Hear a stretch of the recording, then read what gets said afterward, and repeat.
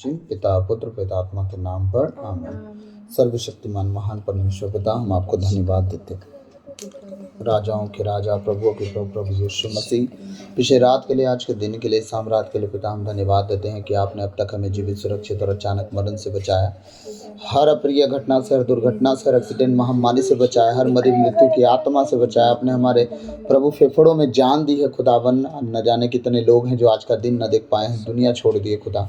आपने हमें जीवित सुरक्षित रखा, अचानक मरी मृत्यु से बचाया, उसके लिए लाखों लाख धन्यवाद। हे पिता, आज तक जो भी हमसे मन से, वचन से, कर्म से, अपना कर्तव्य पूरा ना करने से जो हमसे पाप गुनाह हुआ हो, उसके लिए हमें क्षमा कीजिए, दया कीजिए, कृपा कीजिए। हमें दंड ना दीजिए, हमारे कर्ज गुनाह अपराध क्षमा कीजिए, ताकि हम आपके कहे अनुसार जीवन जिए, पाप गुनाह से दूर रहें, पवित्रताई और खराई में चल सके, इस योग बनाइए। आज के सुंदर समय को आपके बलवंत हाथों में देता हूँ पिता, अपने आप को, अपने परिवार को खुदावन आपके बलवंत हाथों में देता हूँ। जितने लोग आज ऑनलाइन परमेश्वर तेरे वचनों को सुने, भजन गीत को गाएं, उन्हें भी आपके भुज बल में समर्पित करता अपने लहू में कवर और सील कीजिए। कोई भी दुष्ट की युक्तियाँ, दुष्ट की बातें, दुष्ट का गढ़ ना हमारे जीवन, शरीर, प्राण, आत्मा, मन, विचार, घर परिवार में काम करें, ना उनकी युक्तियाँ हम पर सफल हो। आपके कहे अनुसार हम जीने वाले, चलने वाले, उठने बैठने वाले बने। प्रभु, इस 40 काल में हम नम्र और दीन हो सके खुदा, आपके कहे अनुसार जीने, चलने, उठने बैठने वाले बने, इस योग बनाइए। सारी आदर आपको देते हुए प्रार्थना विनती यीशु के नाम से भक्त आपसे मांगते हैं, सुनिए और दया से ग्रहण कीजिए। आमीन आमीन आमीन। पाक रूह से भर दे हमें, अपने लहू से धो दे, पाक रूह से भर दे हमें, अपने लहू से धो दे। सब कहें, पवित्र आत्मा से भर दीजिए प्रभु। ओ प्रभु, आप अनुग्रह करने वाली और प्रार्थना सिखाने वाली आत्मा से हमें भर दीजिए, जो आपने दाऊद से और दाऊद के घराने और यरूशलेम के निवासियों से वादा किया, वही आत्मा हमें दीजिए प्रभु। पाक रूह से भर दे हमें, अपने लहू से धो दे। हमारे सारे पापों को अपने लहू से धोकर साफ कर दे प्रभु। Yes Lord. प्रभु, अपनी आत्मा से हमें भर दीजिए प्रभु, पाक और पवित्र आत्मा से हमें भर दीजिए प्रभु। पाक रूह से भर दे हमें, अपने लहू से धो दे, पाक रूह से भर दे हमें, अपने लहू से धो दे। यीशुआ, तुझको है पुकारते, यीशुआ, तुझको है पुकारते। फिर से, पाक रूह से भर दे हमें, अपने लहू से धो दे, पाक रूह से भर दे हमें, अपने लहू से धो दे। यीशुआ, तुझको है पुकारते, यीशुआ, तुझको है पुकारते। लहरें हैं चारों तरफ, जीवन की नैया डूबी जाए। फिर से, हाँ प्रभु, लहरें प्रभु, दुनिया में इतनी चिंताएं लहरों की तरह, जिस तरह पेतरुस के सामने आए वो डूबने लगा खुदा। सच में जीवन की नैया डूबने लगती है। लहरें हैं चारों तरफ, जीवन की नैया, बहुत सी चिंताएं घेरती है खुदा। तेरे सिवा कौन है यीशु जी, तूफान को पल में थमाए। तेरे सिवा कौन है यीशु जी, तूफान को पल में। हाँ प्रभु, आप ही हैं जो तूफान को एक पल में शांत कर देते हैं। उस समय भी तूफान को शांत किया जब आपके चेले डूबने लगे। वो आपका पेतरुस चेला जो पानी पर चलते हुए डूब रहा था खुदावन। हाँ प्रभु, आप एक पल में उसके तूफान को शांत कर दिया खुदावन, धन्यवाद हो तेरा। हमारे जीवन के तूफानों को भी शांत कर दे खुदावन, दया कर दया कर दया कर। लहरे चारों तरफ जीवन की नैया डूबी जाए, लहरे चारों तरफ जीवन की नैया डूबी जाए। ओ तेरे सिवा कौन है यीशु जी, तूफान को पल में थमाए। तेरे सिवा कौन है यीशु जी, तूफान को पल में थमाए। यीशु तुझको है पुकारते। आइए प्रभु, यीशु तुझको है पुकारते। सारे जहां में यीशु जी, तुझ सा ना कोई सहारा। ऊंची आवाज में, सच में प्रभु दुनिया में कोई नहीं है जो आप जैसा सहारा हो, तुझ सा ना कोई सहारा। सारे जहां में यीशु जी, तुझ सा ना कोई सहारा। ओ मुक्ति ना पाएगा क्यों वो, यीशु नाम जिसने पुकारा। मुक्ति ना पाएगा क्यों वो, यीशु नाम जिसने पुकारा। मुक्ति मुक्ति हाँ प्रभु, तेरे नाम में शिफा है प्रभु। जो तेरे नाम को पुकारता है खुदावन, वो मुक्ति को पा जाता है। तो ही मुक्ति दाता है यीशुआ। मुक्ति ना पाएगा क्यों वो, यीशु नाम जिसने पुकारा। यीशुआ तुझको है पुकारते। यीशुआ तुझको है पुकारते।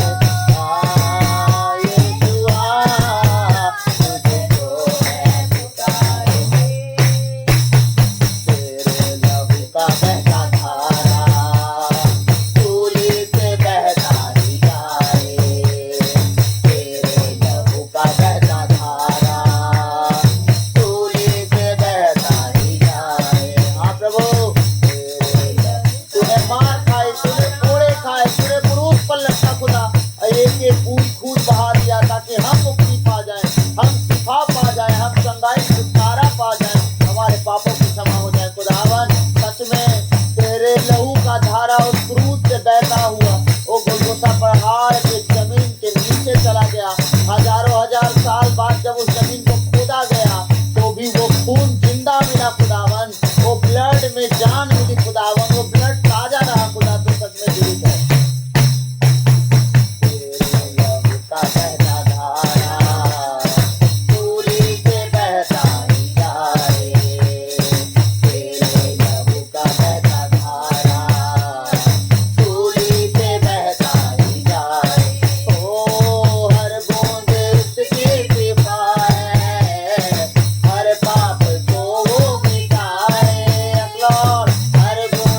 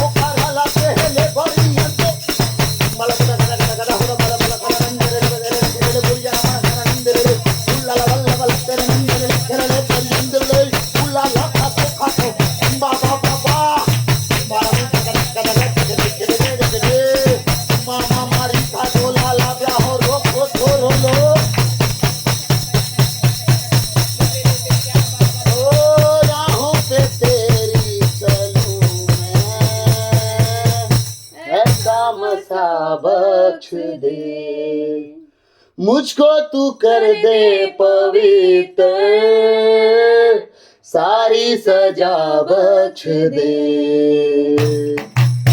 भर दे मुझे आत्मा से, भर दे मुझे आत्मा से, गाऊं तेरी मैं सना। रूहे खुदा सुन ले दुआ, दिल को मेरे कर दे नया। रूहे खुदा सुन ले दुआ, दिल को मेरे कर दे नया। सुन ले मेरे दिल की दुआ, यीशु तू मुझे अपना बना। सुन ले मेरे दिल की दुआ, यीशु तू मुझे अपना बना। यही है मेरी इल्तिजा, यीशु तू मेरे जीवन में आ। यही है मेरी इल्तिजा, यीशु तू मेरे जीवन में आ। तू आ,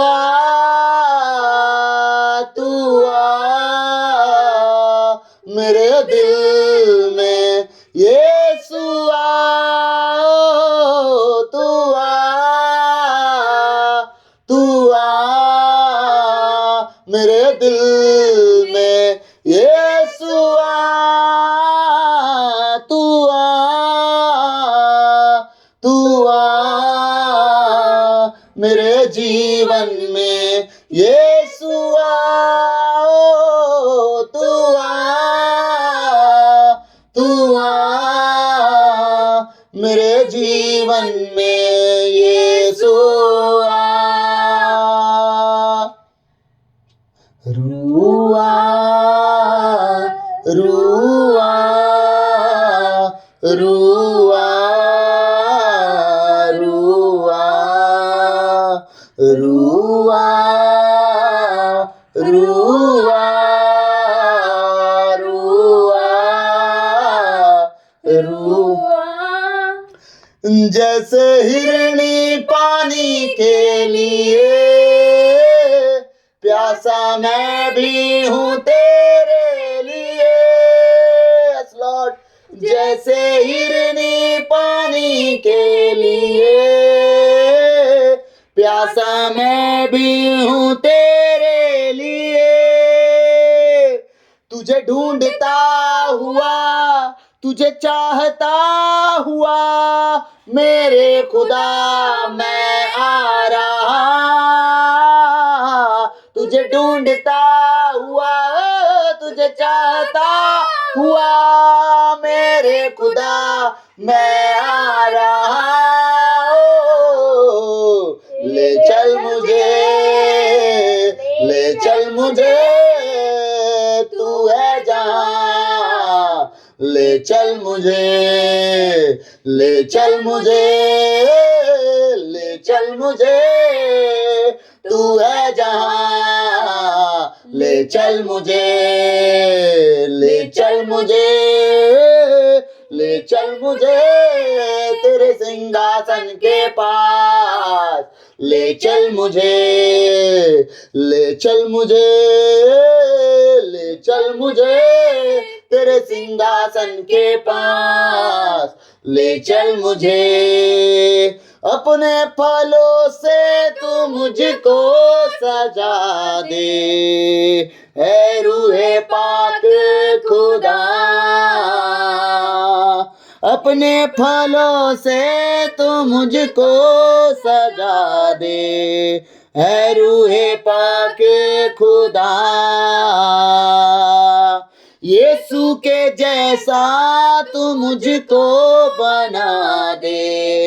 यही है दिल की दुआ, ये यीशु के जैसा तू मुझको बना दे, यही है दिल की दुआ,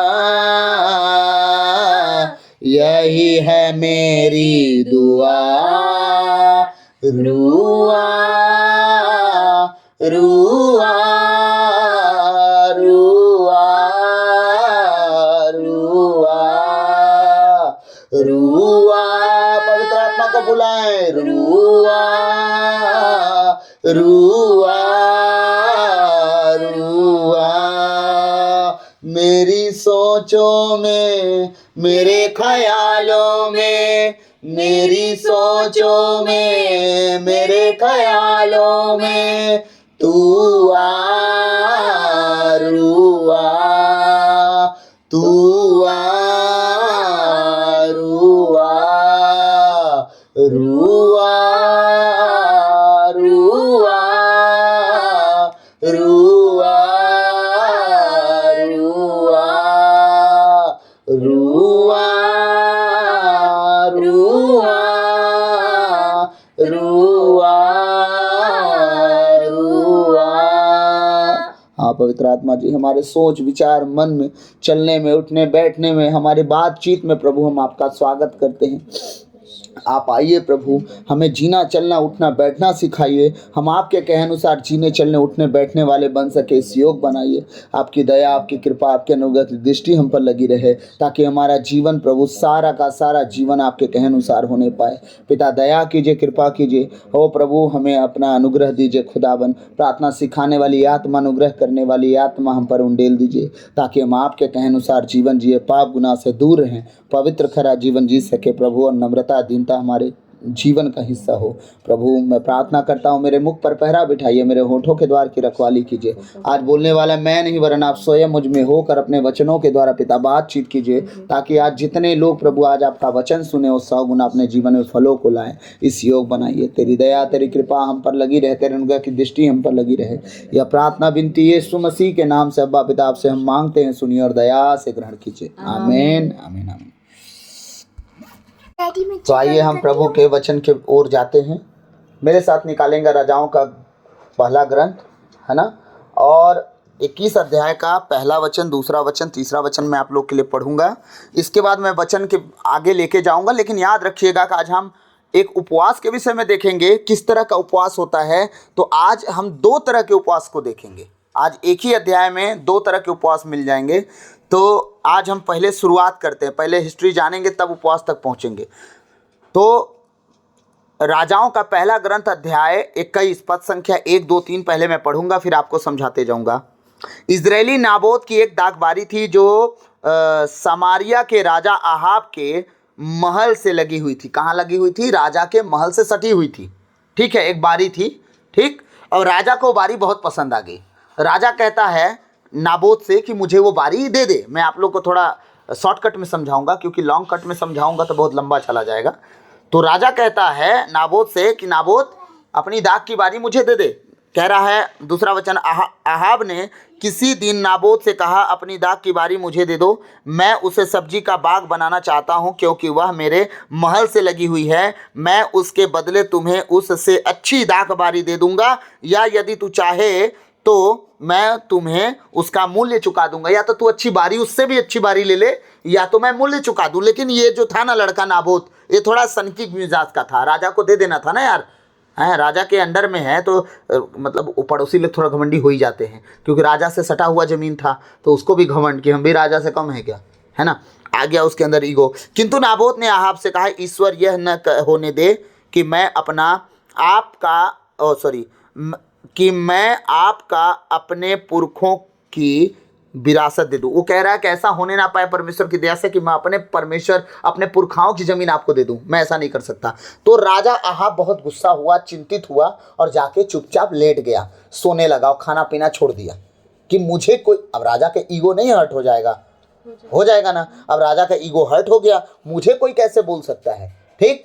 अब उसके साथ जो स्त्री थी, उसकी पत्नी, ठीक है, महादुराचारी जिसको बोलते हैं, पूरे बाइबल की सबसे खतरनाक स्त्री थी वो।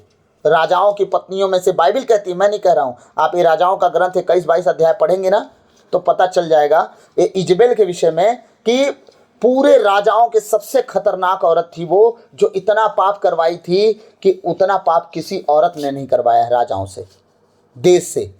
वो बाल की मूर्तियों का पूजा कराना और जितना बाल के पुजारियों को मरवाना, जितना प्लान करना, वो सब कुछ उसके हक में था। तो इसने क्या प्लान किया, कहती है 5वां वचन में, उसकी पत्नी इजेबेल ने उसके पास आकर पूछा, आप क्यों उदास हैं और भोजन करना नहीं चाहते, है ना। वो कह रहा है क्यों उदास, क्यों भोजन नहीं करना चाहते। उसने उत्तर दिया, मैंने इजरायली नाबोत से कहा रुपया ले ले या तो फिर जमीन के बदला जमीन ले ले, लेकिन तू मुझे अपनी दाग की बारी मेरे घर के बगल में सटा हुआ उसे दे दे। हर कोई चाहता ना कि अपने घर के बगल वाला हमारा जमीन हो जाता, हम उसको दे देते अच्छे जगह पे, पूरा राज तो मेरा है। उसने नहीं दिया, वो गुस्सा, मतलब इसी चक्कर में मेरे को भूख प्यास नहीं लग रहा है। अब रानी प्लान करे, तू चिंता मत कर, ठीक है।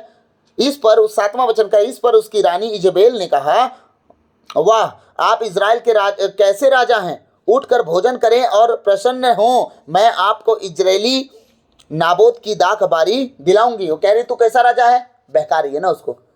तू राजा है भाई इजराइल का, जो चाहेगा तेरा हो सकता है, तू चिंता मत कर, मैं दिलाऊंगी, तू चल आराम से खाना पीना खा। इसके बाद क्या हुआ, 9वां वचन में हम जाते हैं। उसने पत्रों में क्या किया, लिखा, कुछ लेटर लिखा राजा की अंगूठी लगा के, मुहर लगा के। क्या लिखता है, औरत लिखती है, कौन, इजेबेल। वो कहती है उसने पत्रों में यह लिखा, उपवास घोषित करो। क्या करो, उपवास घोषित करो। वो पत्र में लिख के देती है, किसको देती है, और लोगों की सभा में नाबोत को प्रथम स्थान पर बैठाओ।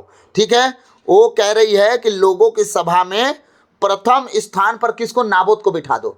उपवास जब घोषित करो तो नाबोत को ऊंचा बैठा दो कि राजा का जगह ले रहा है नाबोत। देखिए प्लान उसका, ठीक है। कुछ लोगों को, कुछ कर्मचारियों को, कुछ क्या बोलते हैं, प्रधान याजकों को बुला के ऐसा बोली कि ऐसा ऐसा तुम लोग करो, नाबोत को ऊंचे स्थान पर बैठा दो। फिर क्या हुआ, तब उसके सामने 2 गुंडों को बैठा दो, जो उस पर यह अभियोग लगाएं कि उसने ईश्वर और राजा को अभिशाप दिया है। इसके बाद उसे नगर के बाहर ले जाकर पत्थरों से मरवा डालना। ये प्लान था किसका, इजेबेल का प्लान था। राजा अहाब का इसमें कोई नाता नहीं था, लेकिन राजा अहाब सोच रहा था मुझे किसी रीति से जमीन मिल जाए, लेकिन इतना लंबा प्लान हो जाएगा वो भी नहीं सोचा था। ठीक है, मैं बता रहा हूं।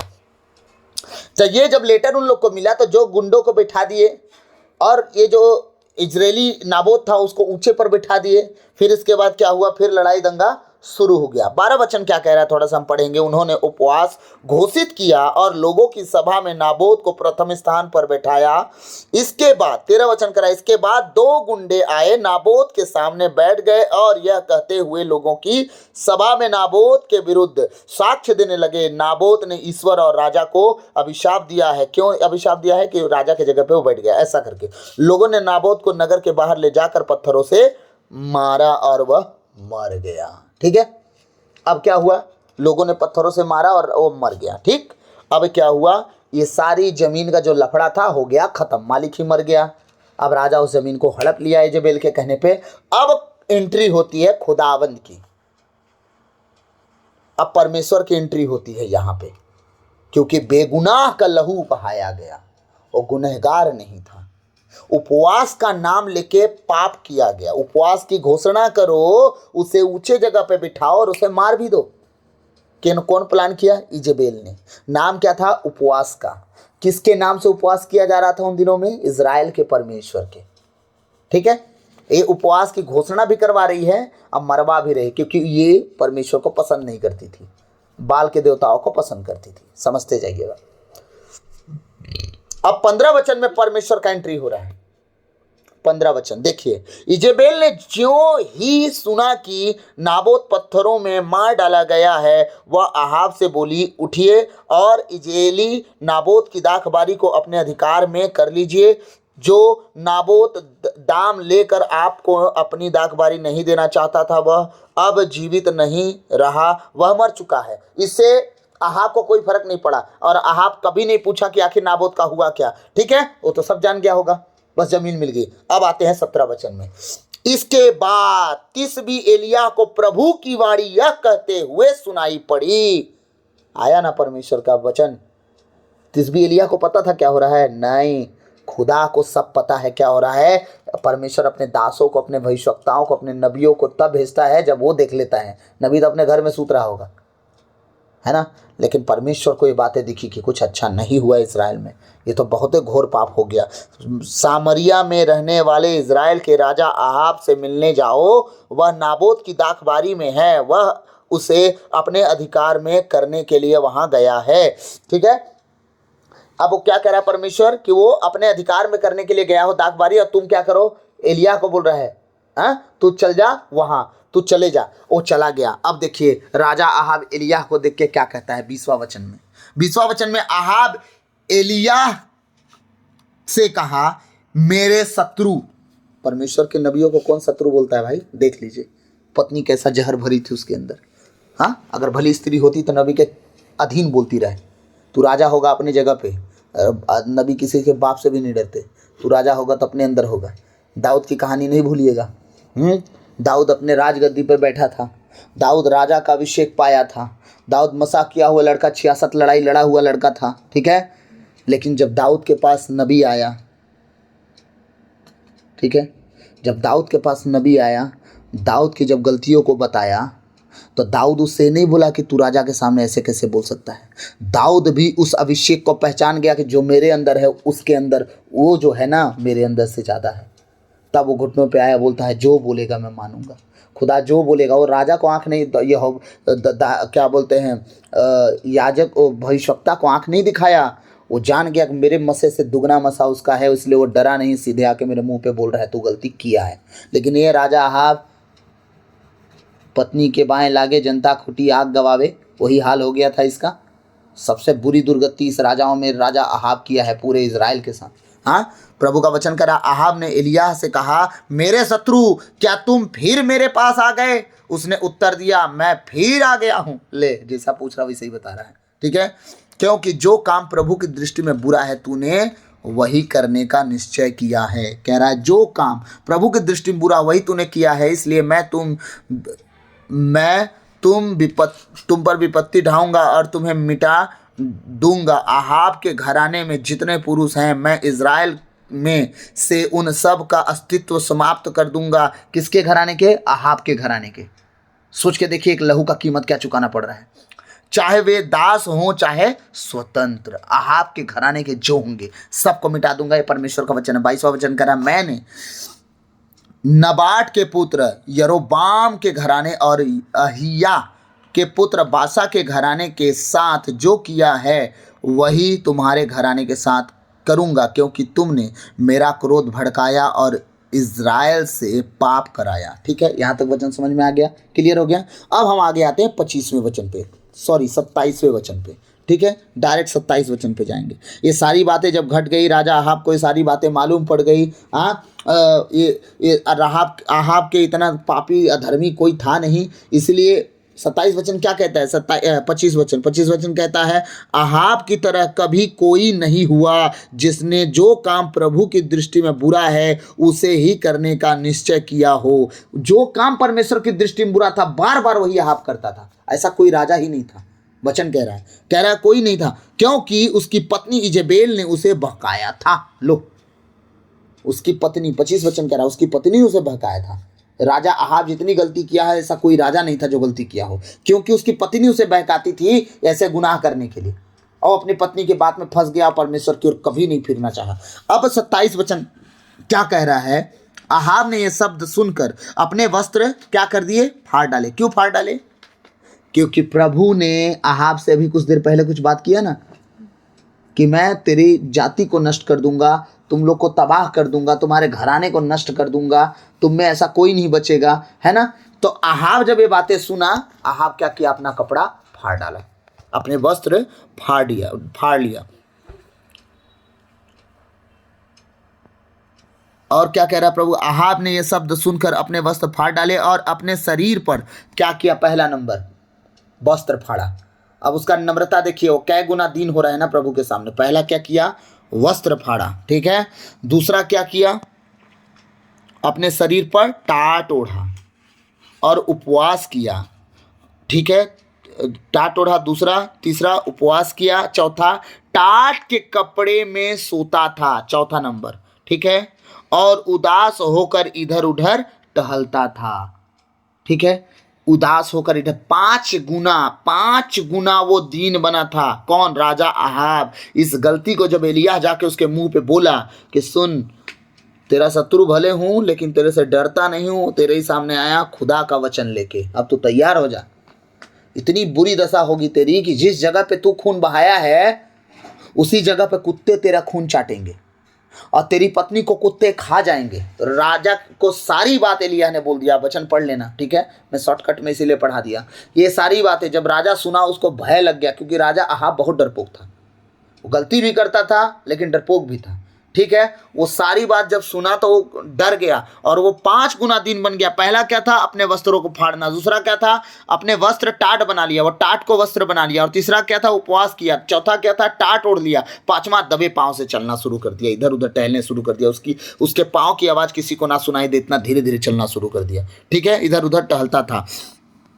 आगे वचन कह रहा है, तब प्रभु की वाणी तिस्बी एलिय्याह को यह कहते हुए सुनाई पड़ी। अब देखिए, ये दिन हुआ इतना बड़ा गुनाह करने के बाद भी, ये दिन हुआ, नम्र हुआ। अब परमेश्वर का वचन फिर एलिय्याह के पास आ गया, ठीक है, वापस एलिय्याह के पास आ गया। तब प्रभु की वाणी तिस्बी एलिय्याह को यह कहते हुए सुनाई पड़ी, क्या तुमने देखा है कि अहाब ने किस तरह अपने को मेरे सामने दीन बना लिया है? अपनी पत्नी के सामने नहीं, राज्य के सामने नहीं, लोगों के सामने नहीं, मेरे सामने दरवाजा बंद कर लिया, कोठरी में आ गया, टाट ओढ़ लिया, टाट पहन लिया, उपवास में आ गया, इतना दीन बन गया कि दबे पांव चल रहा है। वो किसी को आवाज नहीं आ रही। वो परमेश्वर को पसंद आया क्योंकि राजा अहाब सच्चे दिल से परमेश्वर की ओर फिरा।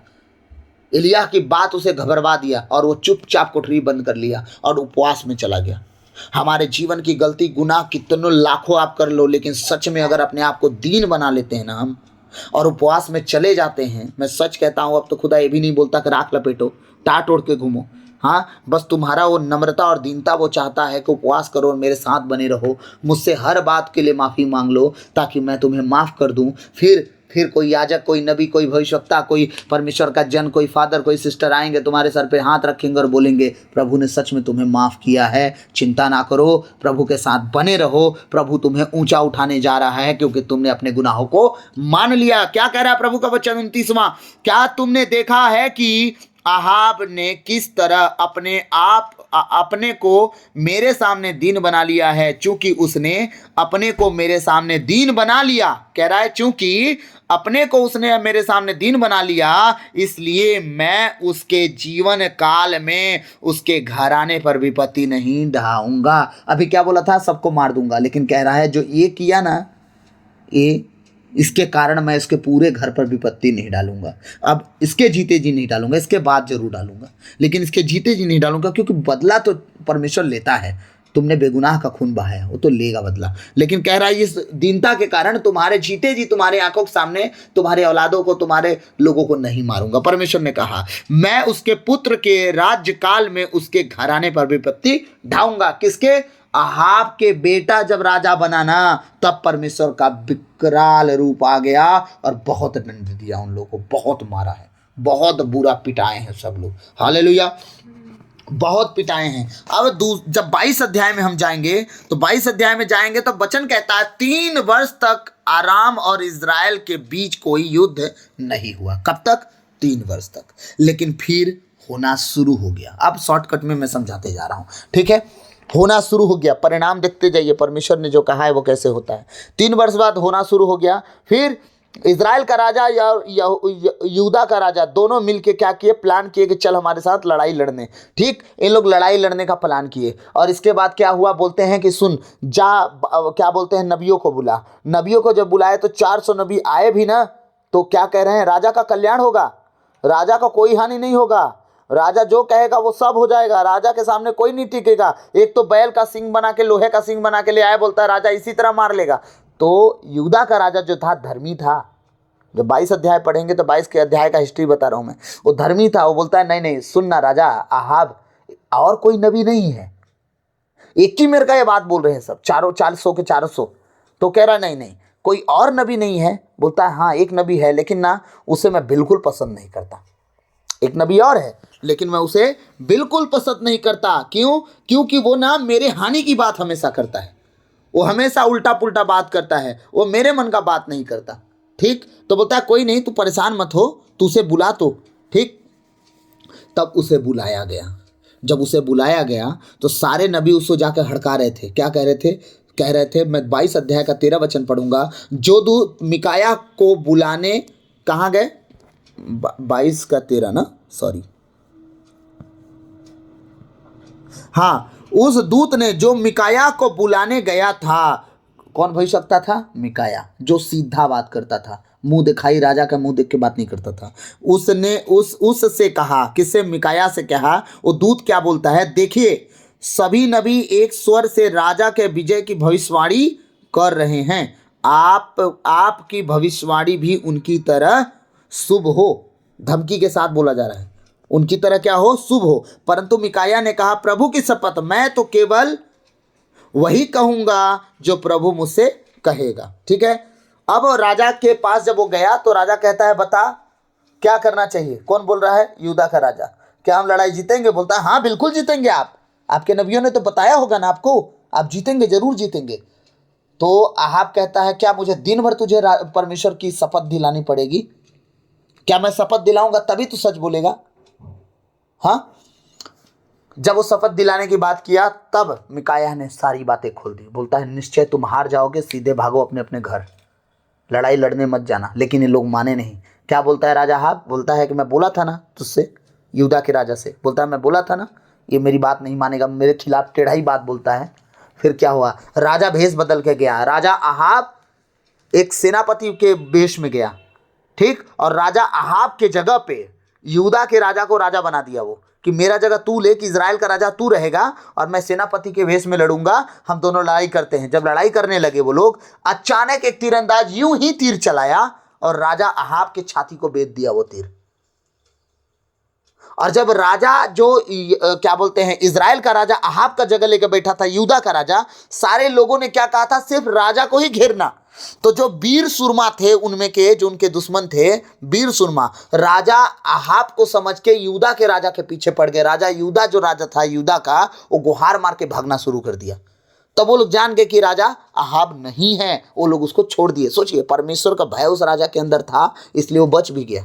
नहीं, राजा का मित्र होने के कारण मार देते वो लोग, लेकिन छोड़ दिए। राजा आहाब के छाती में जब तीर चली गई तो उसका रथी जो था, सारथी, उसको लेके निकल गया लड़ाई के युद्ध से, और उसका खून जो था रथ में बहता रहा। और ये कहाँ पहुँच गया? जहाँ वो बोला था कि तेरे खून को कुत्ते चाटेंगे। जब राजा आहाब का रथ धोया गया तो खून कुत्ते चाटे। ये सारी बातें हो ही गई। याद रखिएगा, परमेश्वर के भय में लोग जीते हैं, उन्हें परमेश्वर कहीं न कहीं, किसी न किसी रीति बचा ही लेता है। लेकिन जो परमेश्वर के भय में नहीं जीते, उनके लिए परमेश्वर दंड की योजना बना के रखता। क्यों दंड देता है? लोग कहेंगे परमेश्वर तो दयालु है, दंड क्यों देता है? इसलिए देता है कि जिस तरह राजा भटका, उसी तरह प्रजा तबाह ना हो जाए। जिस तरह तुम भटक रहे हो, तुम्हारी औलादें ना बिगड़ जाएं, जिस तरह तुम्हारा घराना बिगड़ गया, तुम भी ना बिगड़ जाओ। वो परमेश्वर दंड इसलिए देता है कि सारे लोग तबाह ना हो जाएं, सारे लोग भटक ना जाएं। इसलिए वो दंड देता है कि देखो, उनका दंड देख के तो तुम फिर आओ।